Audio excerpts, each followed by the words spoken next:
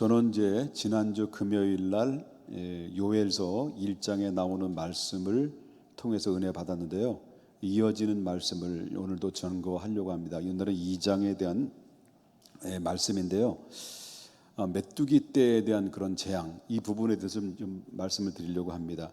19세기의 영국 교회에 옥스퍼드 운동을 펼쳤던 지도자 한 분이 있었는데, 그분이 바로 뭐냐면 후세이라는 분입니다.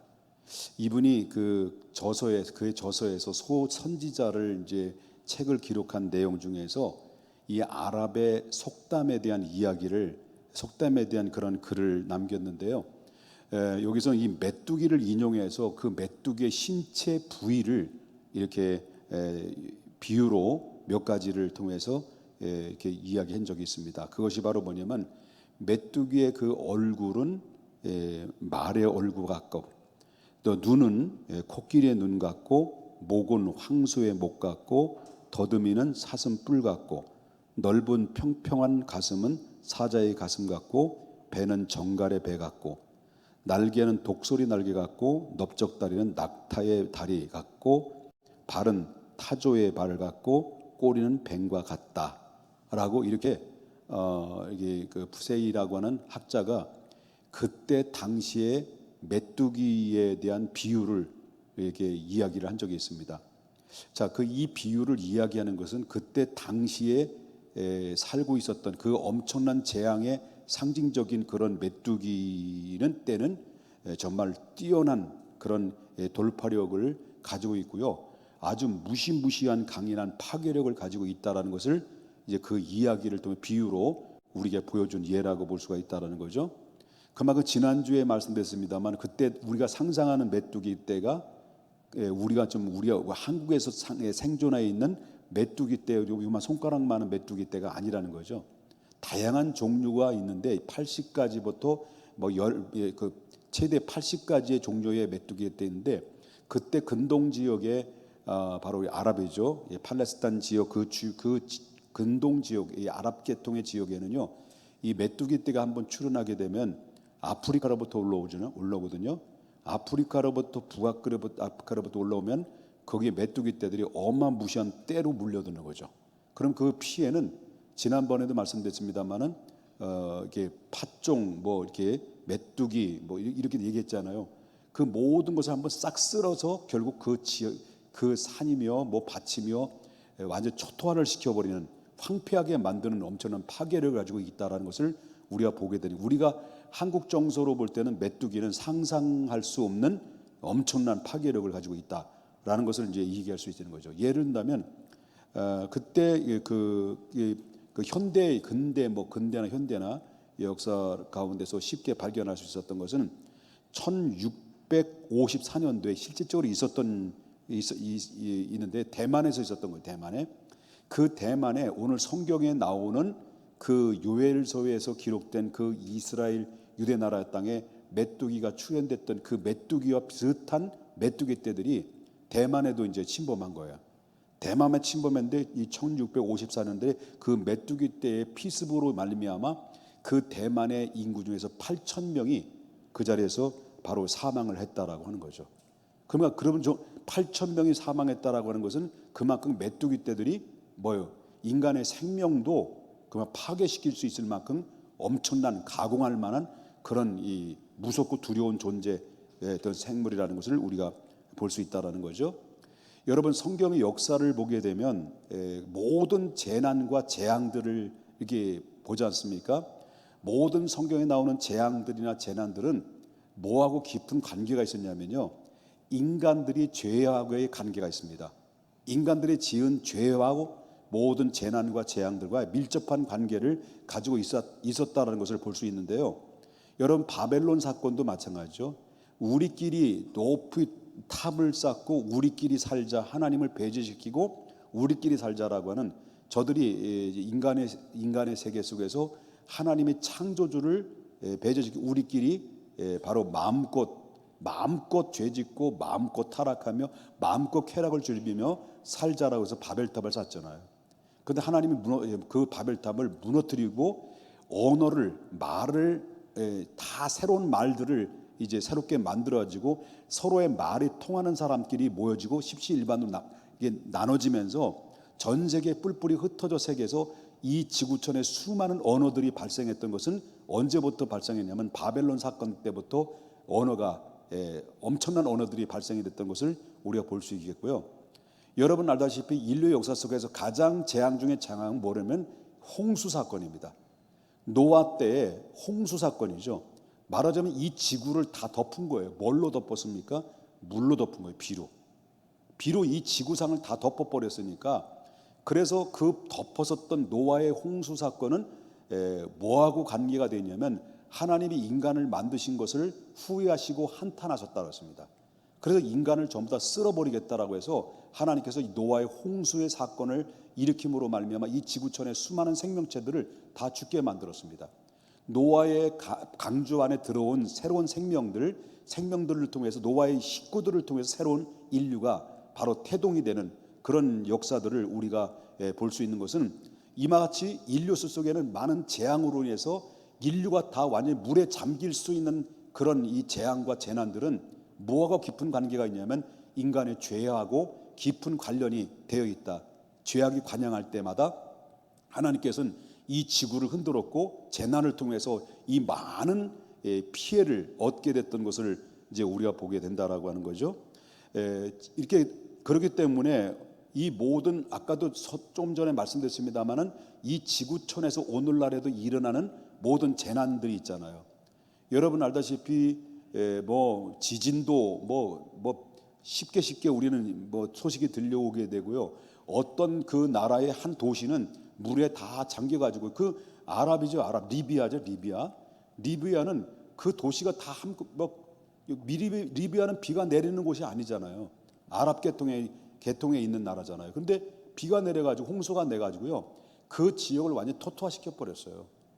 그러니까 예상치 않는 기후의 변화 뭐 등등 재난, 이렇게 재앙들이 보게 되면, 그리고 또 우리가 이제 팬데믹이라는, 이 코로나 팬데믹이라고 하는 이런 3년의 기간 동안에 우리가 접했던 것들이 있잖아요. 이런 것들이 과연 우연일까라고 할 때 사람들은 우연이라고 얘기할 수 있겠습니다만은 영적으로도 그렇고 성경적으로 보게 되면은 이게 우연이 아니라는 거예요. 모두 뭐가 관련되냐면 이 세상의 지구촌에 살고 있는 많은 사람들이 죄악이 관영되어 있기 때문에 하나님께서 치셨다, 징계를 내셨다, 이렇게 표현들을 많이 하고 있거든요.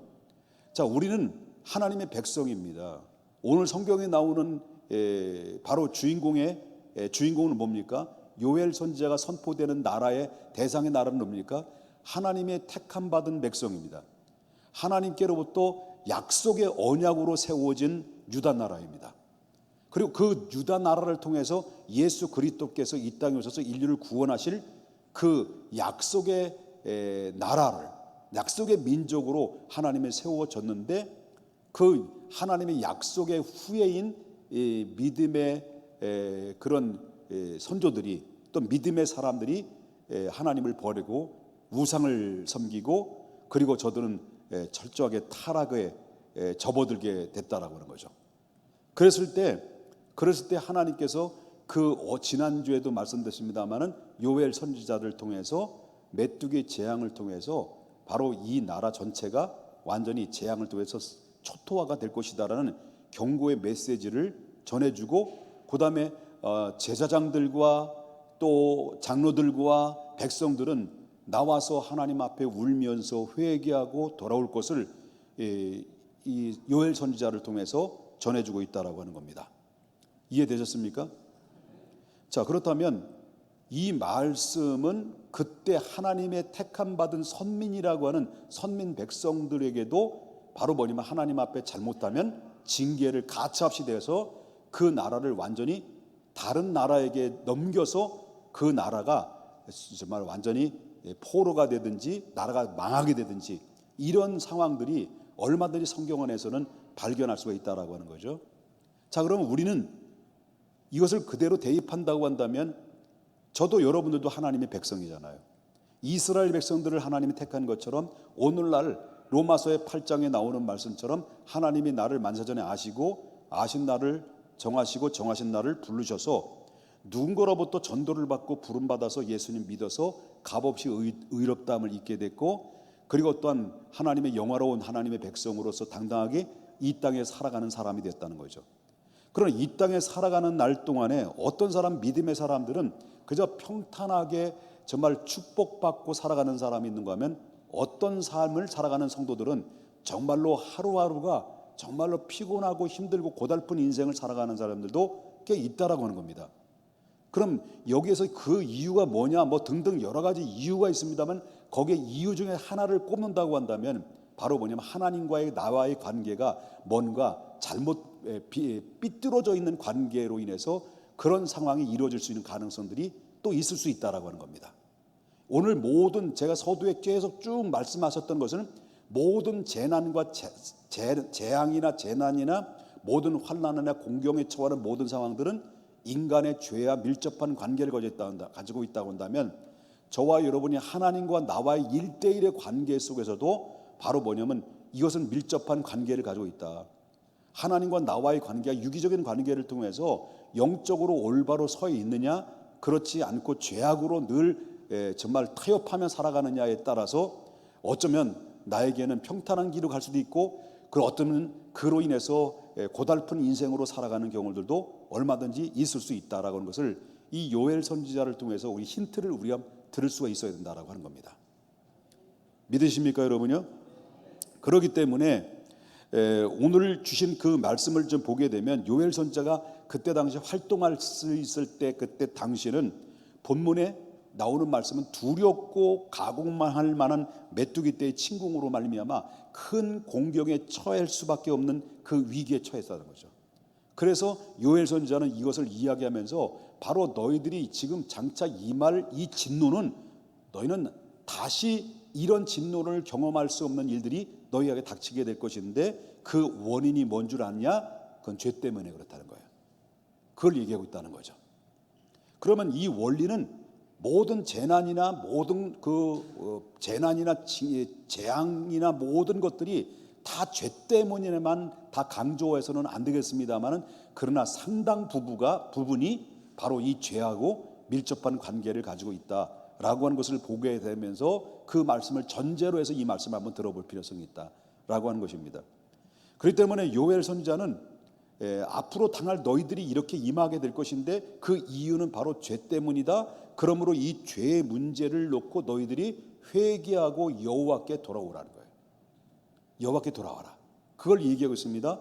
그러면서 뭐라고 얘기하냐면, 구체적으로 회개를 어떻게 할 것을 이야기하냐면, 오늘 저와 여러분이 함께 읽었던 말씀 중에 13절을 한번 보겠습니다. 13절 어떻게 하라는 거죠? 자, 너희는 뭐를 찢지 말라 그랬습니까? 옷을 찢지 말고 뭘 찢으라는 거예요? 마음을 찢어서, 그리고 누구에게 돌아오는 거죠? 너의 하나님 여호와께로 돌아와라. 너의 하나님이라는 것은 우리 그대로 나와 적용한다면 나와 하나님과는 관계가 있다는 거예요, 없다는 거예요? 이스라엘 백성과 하나님과의 관계가 있다는 거예요, 없다는 거예요? 있다는 거예요. 하나님과 관계없는 민족을 향해서 선포되는 것이 아니라 하나님의 백성들에게 선포되는 말씀이에요. 이 말씀을, 오늘 주신 말씀은 오늘 저와 여러분에게 주시는 말씀이기도 한 거예요. 믿습니까? 그래서 너희는 회개하고 돌아와라 하는 겁니다. 돌아올 때 어떻게 회개의 자세를 이야기할 때 너희는 옷을 찢지 말고 뭘 찢으라는 거죠? 마음을 찢어서 남의 하나님입니까? 너의 하나님입니까? 나의 하나님, 나의 하나님께 돌아와라. 너희 하나님께 돌아와라. 그 얘기했어요. 그러면 그때 당시에 구약의 그 이스라엘 백성들은 어떤 슬픔을 당하거나 어떤 하나님 앞에 죄를 졌거나 이렇게 회개할 때 그들은 어떻게 전통적으로 회개 방법이 뭐였냐면, 머리에 죄를 뒤집었어요. 죄를 뒤집어 쓰고 옷을 찢어요. 그리고 가슴을 쳐요. 가슴을 치고 통곡하며 애통을 한다는 거죠. 이게 바로 그들이 전통적으로 이 구약의 백성들이 하나님 앞에 회개의 방식이었습니다. 그러니까 그들은 머리에 재를 뒤집어 쓰면서, 그리고 또는 옷을 빡빡 찢어가면서 가슴을 치면서 여호와여 여호와여 우리가 잘못됐습니다 용서해 주십시오라고 하나님 앞에 회개했다는 거예요. 그런데 놀라운 사실은 그러다 보니까 이것을 반복적으로 자꾸 이렇게 회개가 이런 식으로 바로 이제 머리에 재를 뒤집어 쓰고, 그리고 어떤 옷을 박박 찢어대면서 가슴을 치면서 여호와께 통회하고 자복하고 하나님 앞에 잘못됐다라고 이 뉘우침이 있는데, 이게 자꾸 반복적으로 되다 보니까 그 회개조차, 그 회개 행위가 뭐로 된 거예요? 형식이 된 거예요. 형식. 그냥 뉘우침이 없이 그냥 형식이에요. 형식으로 그냥 하나님 앞에 죄를 뒤집어 쓰고 옷을 찢고 통회하고 막 이런 것들이 그들의 그 형식으로, 마음은 없고 형식으로만 하나님 앞에 죄를 회개했다라고 하는 거죠. 그래서 여러분, 이 선지자는 유다 백성에게 회개를 촉구하고 있는 것인데, 아까도 13절에 말한 것처럼 너희는 뭘 찢지 말라는 거예요. 그런 거 쓰잘데없이 외형적이고 형식적인 옷을 찢거나 잿더미를 머리에 뒤집어 쓰지 말고, 내가 원하는 것은 너의 마음을 찢으라는 거예요. 내가 너에게 원하는 마음을 찢는 것이다. 진정한 회개다. 진정한 회개. 이걸 내가 원한다. 하나님이 원하시는 건 그것이다라는 것을 이야기를 하고 있는데, 이렇게 하나님 앞에 진실한 마음으로, 진실되게 전심으로 온 몸과 온 마음을 찢어서 하나님 앞에 눈물로 통회하고 자복하고 주님 앞에 돌아오게 되면 하나님 과거 안 묻겠다는 거예요. 그래서 나온 유명한 복음성 같죠. 과거를 묻지 마세요. 이거 복음성 아니네. 미안합니다. 네? 그래서 바로 뭐냐면, 이렇게 하나님 앞에 옷을 찢지 않고 죄를 뒤집어 쓰는 게 아니라, 가슴을 찢고 통곡하는 것이 아니라, 하나님의 마음에 맞는, 정말로 마음을 찢어서 진심이 담겨 있는 후회하고 한탄하고 정말 죄송스러운 마음으로 다시 한번 내가 이렇게 살아가겠다는 결의의 다짐으로 하나님 앞에 마음을 찢어 주님 앞에 돌아오게 되면, 하나님께서는 그 모든 죄를 묻지 않는다라는 거예요. 그리고 사자의 은총, 사죄의 은총을 베풀어 주신다라는 것을 일차적으로 하나님이 주신 것이고요. 그 다음에 사자의 은총을 입은 사람에게 또한 어떤 축복을 주시냐고 말한다면, 바로 사자의 은총, 하나님의 새로운 축복, 다시 말한다면 과거에 주셨던 모든 명예를 회복시켜 주시고 하나님의 새로운 축복으로 하나님 허락해 주신다라고 하는 겁니다. 그러면 하나님의 새로운 축복, 진정한 회개, 마음을 찢고 주님 앞에 돌아오는 자들에게 하나님의 새로운 축복은 사자의 은총을 입은 자에게만 전제 조건이 있는 겁니다. 사자의 은총을 입은 자에게만 전제 조건인데, 사자의 은총을 그래 됐다, 너희 그만 회개해도 된다라고 인정했을 때 하나님께서 부수적으로 따라오는 축복이 있다는 거예요. 그게 바로 뭐냐면 세 가지예요. 세 가지 언제 다 끝나냐? 내일 새벽 4시까지 끝납니다. 자, 그러면 그 세 가지 축복 중에 첫 번째 축복이 바로 뭐냐면, 너희가 정말 마음을 찢어 회개하고 돌아온다면, 이 정도면 됐다라는 사죄의 은총을 받게 되면, 사죄의 은총을 받는 자에게 주시는 첫 번째 축복은 물질의 축복을 주겠다는 거예요. 자, 여기서 나오는 말씀을 보게 되면 그 물질의 축복에 대해서 18절 말씀부터 27절에 언급을 하고 있습니다만은, 우리가 20절에 보니까 뭐라고 말하냐면, 북편 군대를 내가 물리쳐 주겠다는 거예요. 북편 군대를 물리쳐 주겠다. 그럼 여기서 북쪽에서 이 북편 군대는 바로 뭐냐면, 그때 당시 군인을 이야기하는 것이 아니라 실질적인 메뚜기 떼를 얘기하는 겁니다. 여기서 이 북쪽에서 몰려오는 메뚜기 떼들을 전부 다 뭐예요? 사라지겠다는 거예요. 그래서 회개하지 않고 죄악으로 관영된 그쪽으로, 이방 나라로 다 보내버리고 너희들은 보호해주겠다, 그런 얘기예요. 이럴 때는 아멘해도 정말 이제 너무 늦었어요. 두 번째는 바로 뭐냐면은, 이른 비와 늦은 비를 바로 적당하게 내려준다라고 했습니다. 첫 번째는 재앙을 물리쳐주겠다는 거예요. 재앙을 물리쳐준 그 자리에, 그 현장에 바로 뭐냐면, 하나님께서 이른 비와 늦은 비를 주시겠다는데, 23절 보기, 23절 뭐라고 나와요? 시온의 자녀들아, 너희는 너희 하나님 여호와로 말미암아 기뻐하며 즐거워할지어다. 그가 너희를 위하여 비를 내리시되, 무슨 비리죠? 이른 비를 너에게 어떻게? 적당하게, 많이도 아니고 적게도 아니고 아주 적당하게 주시니 이른 비와 늦은 비가 예전과 같을 것이니라. 할렐루야. 뭐하는 자에게? 마음을 찢고 돌아오는 자에게, 사자의 은총을 입은 자들에게 부수적으로 따라오는 것이 있다고 한다면 물질의 축복인데, 바로 모든 환난을 물리치겠다는 거예요. 철회시켜주겠다는 거예요. 너희 징계를 내리고자 하는, 너에게 모든 재앙을 내리고자 하는 그 뜻을 철회하시고, 그리고 그 대신 내가 너에게 물질의 축복을 주시는데 이른 비와 늦은 비를 적당하게 내려줘서 다시 풍요로움을 주시겠다라고 하는 약속의 말씀이에요. 모든 키워드의 모든 문제 해결할 수 있는 키워드는 뭐냐 하면 회개예요. 회개라는 거예요. 회개. 그리고 여기서 나오는 말씀을 보게 되면 이른 비는 뭐냐? 이른 비는 팔레스타인에게는 이른 비와 늦은 비가 나오는데 1년에 2차례씩 우기철이 나오는데요. 이른 비는 바로 가을을 얘기합니다. 그래서 바로 9월 달부터 10월 그 10월 달 그 한 달 반 정도 그 사이에 그때 당시 비가 와요. 그때 당시 비가 오는데 만약에 1년 내내 비가 오지 않으면 그건 망하는 거예요.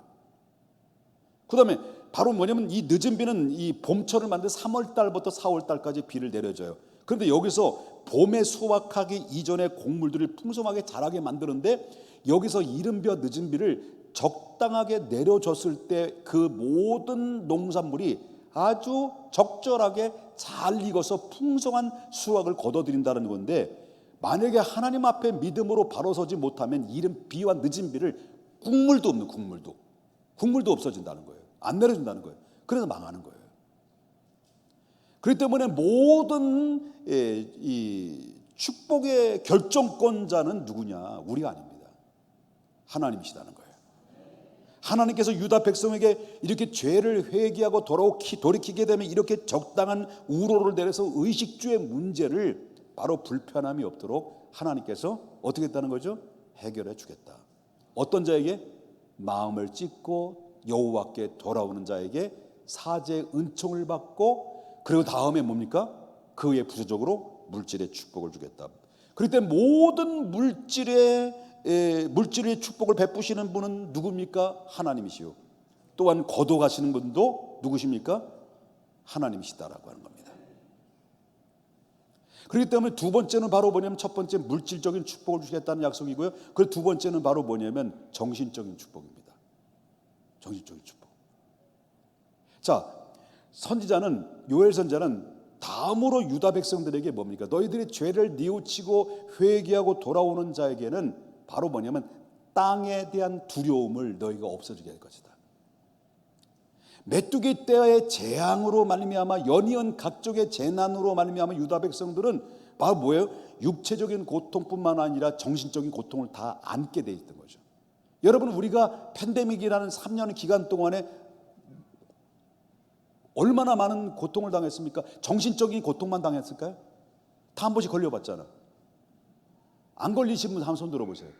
안 걸려보시면 대단한 분입니다. 예? 아주 우리 우리 그 남경희 권사님 왜 안 걸리신 줄 아세요? 코로나 안 걸리신 이유는 바로 뭐냐면 잘 피했기 때문에.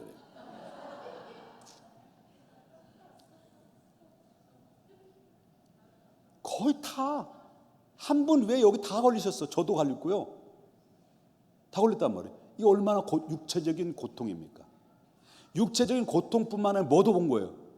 스트레스도 온 거예요. 정신적인 고통도 온 거예요. 팬데믹 하나 때문에 그 나라와 전 세계에 지각 변동이 일어났어요. 엄청난 일이 벌어졌어요.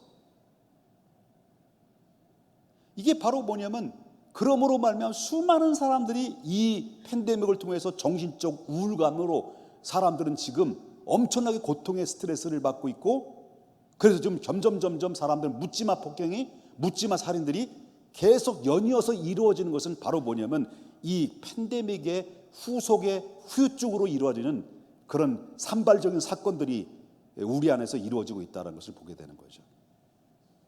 그런데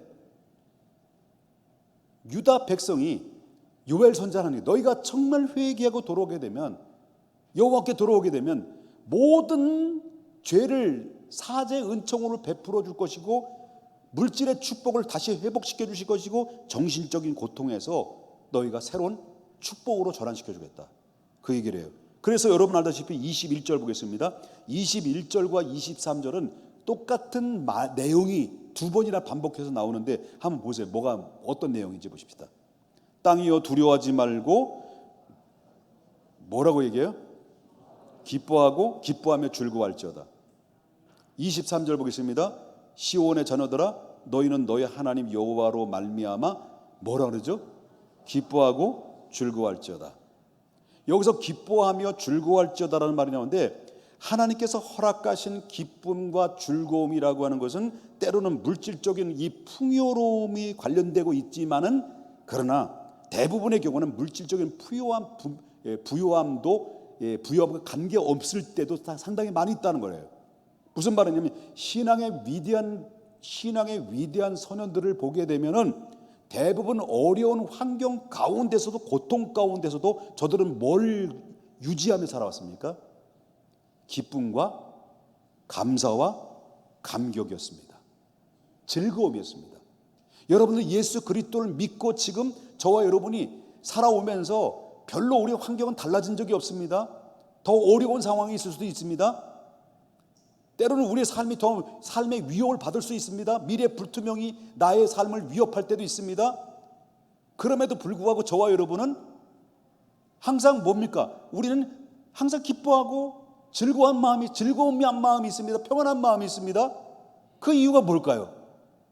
그 이유가 뭐냐면 하나님의 은혜이기 때문이었습니다. 하나님의 은혜이기 때문에. 그래서 위대한 선열들은 환경과 상관없습니다. 능력과 상관없습니다. 어떤 환경과 여건과 어려운 환경 속에서도 저들 믿음의 선열들은요, 그들은 항상 기뻐했고 항상 감사했고 항상 즐거워했어요. 여러분 아는 복음을 증거하기 위해서 바로 빌립보 감옥에서 갇혀 있었던 바로 바울과 실라가 매를 죽도록 맞았습니다. 온몸이 피투성이 난 자였습니다.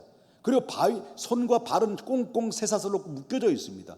척척한 지하방에서 제자들과 함께 있었을 때 그 두 사람은 이 모든 몸이 자유가 없고 모든 몸은 완전히 포박된 상태 속에 놓여 있음에서도 불구하고 한밤중에 사도행전 16장 25절에 뭐라고 합니까? 한밤중에 바울과 실라가 기도하고 하나님을 어떻게 했다는 거예요? 찬송하며 찬송했다는 거예요. 제자들이 들은 거예요. 저 사람 미친 거 아니야, 저 사람들? 근데 그들이 찬송하고 기도한 그 사람들만이 알 수 있는 것이 뭘까요? 찬송 중에 거하시는 하나님, 내 기도를 들어주시는 하나님, 내 환경과 여건이 상관없이 나에게 기쁨을 주신 하나님, 나를 아무리 포박하고 자유를 묶어놨다 하더라도 하나님은 나와 함께 하시기 때문에 나는 이 기쁨, 이 감격, 하나님의 은혜 무엇으로 바꿀 수 있겠냐는 거죠. 그래서 바로 뭐냐면 하나님의 은혜 아니면 불가능한 거란 거예요. 그래서 바로 이 초인적인 이 평안함과 즐거움, 안식과 기쁨, 하나님께로부터 사자의 은총을 입은 자만이 얻을 수 있는 바로 이 평안은, 기쁨은 하나님이 선물로 주시지 않으면 불가능한 일이다. 이 평안의 축복이 여러분에게 넘쳐지시길 바라는 거예요. 자, 세 번째 주신 축복이 뭘까요? 물론 물질적인 축복도 중요합니다. 정신적인 축복도 중요합니다. 그러나 이보다도 중요한 건 없는 세 번째가 뭐냐? 그것은 바로 영적인 축복입니다. 자, 보십시다. 영적인 축복을 어떻게 약속하십니까? 하나님께서 너희가 회개하고 돌아오게 되면 내가 이 영적인 축복을 주겠다. 그 영적인 축복이 뭐냐? 28절입니다. 28절과 29절.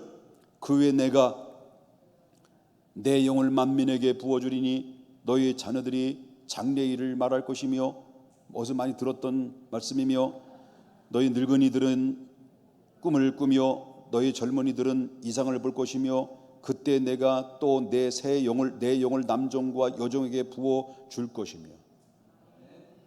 자, 마음을 찢고 회개하고 여호와께 돌아오면 하나님께서는 앞으로 물질적인 축복뿐만 아니라 정신적인 축복뿐만 아니라 무슨 축복도 약속하냐면 영적인 축복도 약속하셨다는 거예요. 이 약속은 바로 언제 성취되느냐?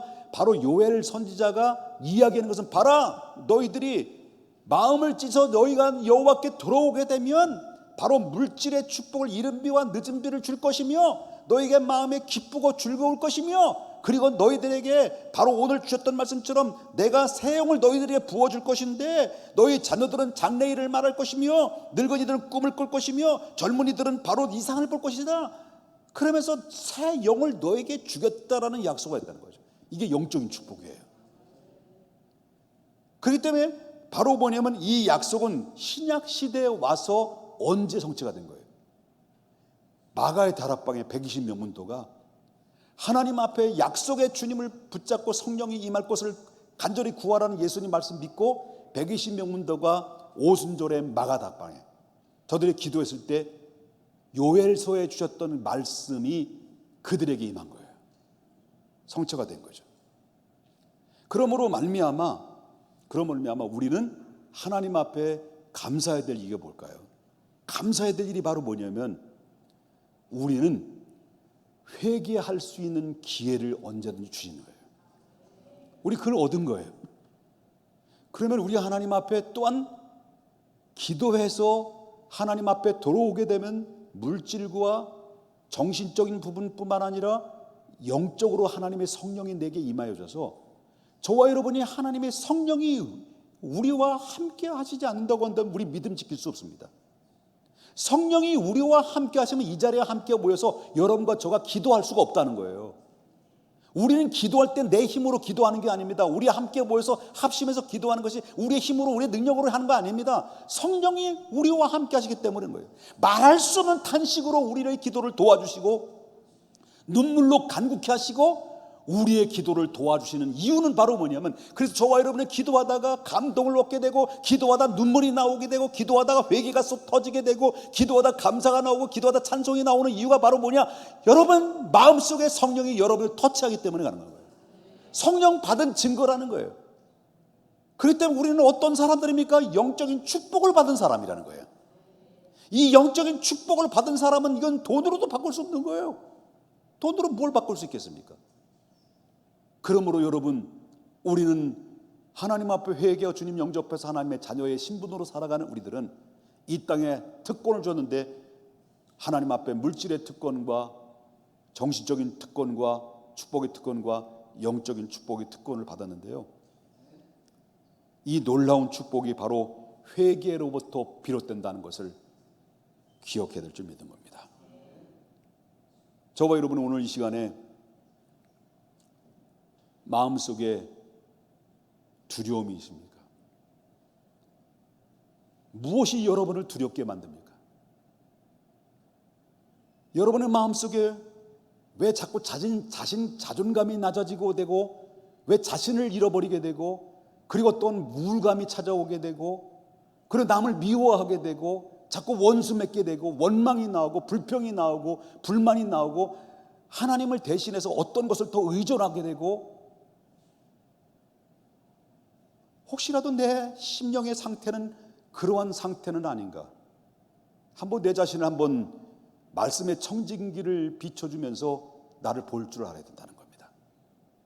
주님이 원하시는 것은 이 시간 하나님의 물질의 축복을 주시는 것보다도, 하나님 정신적인 문제로부터 자유함과 해방되는 것보다도, 영적인 축복을 받는 것보다도 먼저 중요하고 또 중요한 이 시간에 가장 갈망하고 가장 간구하고 가장 목숨을 내걸고 저와 여러분이 기도해야 될 것이 뭐냐?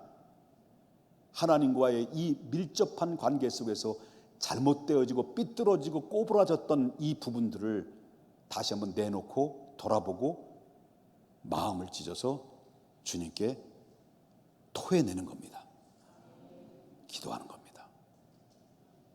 가장 중요한 것은 바로 뭐냐면 하나님과의 영적인 교만함입니다. 영적인 축복이 있기 전에 뭐가 문제냐면, 영적인 교만함은 바로 영적인 축복을 가로막는 적입니다. 다시 말한다면 겸손해야 됩니다. 누구에게 겸손해야 됩니까? 하나님께 겸손해야 됩니다. 그러므로 우리 하나님께서는 바로 회개로 비롯한 이 모든 상황이 회복의 조건이 된다는 것을 보면서 다시 한번 저와 여러분이 나와 하나님의 관계는 과연 건강한 관계를 유지하고 있는가? 그렇지 못했다고 한다면 내 가슴을 찢고 애통하며 회개하는 자들이 되기를 바라는 것이 지금 이 시간 주님이 여러분들에게 저에게 주시는 음성이라는 것을 귀 기울여야 될 줄 믿습니다. 주님은 말합니다. 성경은 이렇게 말합니다. 시편 34편 18편에 여호와는 마음이 상한 자에게 가까이 하시고 중심에 통해하는 자를 구원하시는도다. 시편 51편 17절에 하나님의 구하시는 제사는 상한 심령이다. 상한 심령.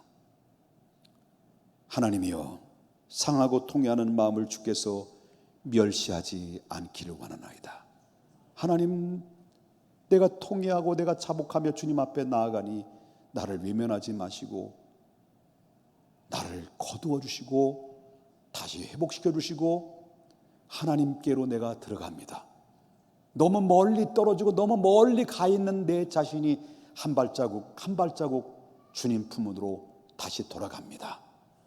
주님, 받아 주시옵소서. 우리는 이 기도로 하나님 앞에 나아갈 수 있기를 주님의 이름으로 축원합니다.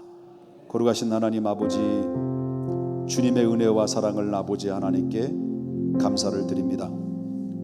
오늘 주신 귀한 말씀을 우리가 귀 기울이면서 우리의 문제가 무엇인지를 요엘 선지자를 통해서 우리가 바라싸우니 남이 알 수 없는 것, 나만이 알 수 있는 것, 하나님과 나와의 관계에서 무엇이 문제였는지를 하나님의 말씀을 통해서 우리의 마음을 두들겨 주시고 우리의 잘못이 무엇인가를 축복을 간구하기 전에 하나님 정신적인 자유함을 얻기 전에 내가 먼저 하나님 앞에 회개할 것이 무엇인지를 성령이여 나의 마음을 움직여 주셔서 깨달아지게 해주시고 하나님 탄식하고 상한 마음으로 주님 앞에 나아갑니다. 우리를 받아 주시옵소서. 그리고 우리를 회복시켜 주시옵소서. 예수님의 거룩하신 이름으로 기도 올려옵나이다. 아멘. 우리 두 손 높이 들면서